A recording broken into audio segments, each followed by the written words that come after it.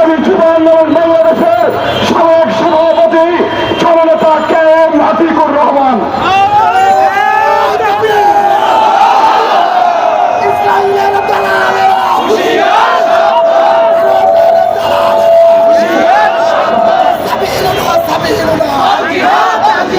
সংগ্রামী বন্ধুগণ, আমরা আজকে বিক্ষোভ প্রদর্শন করেছি, কিন্তু এটি শেষ নয়। যতদিন পর্যন্ত অবৈধ ইসরায়েলের ধ্বংস না হবে, যতদিন পর্যন্ত আল-আকসা মুক্ত না হবে, ততদিন পর্যন্ত বিশ্ব মুসলিম লড়াই চালিয়ে যাবে ইনশাআল্লাহ। আপনারা জানেন আগামীকাল ঢাকার সদরের বিকেল 3টায় মার্চ ফর গাজা অনুষ্ঠিত হবে। সকল দল মত ধর্ম সবাই সেখানে সম্মিলিতভাবে উপস্থিত থাকবেন ইনশাআল্লাহ।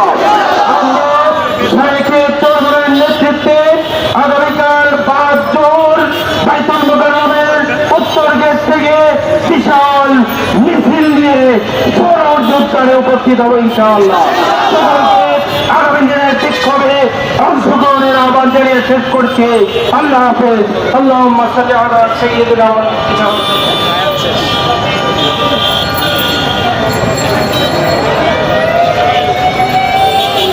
দর্শক, আপনারা দেখতে পাচ্ছেন ইসলামী আন্দোলন বাংলাদেশের একটি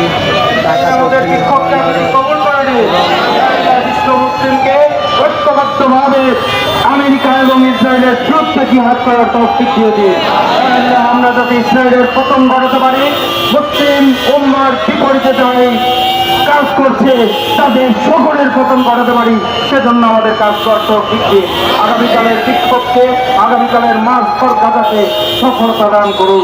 আমিন।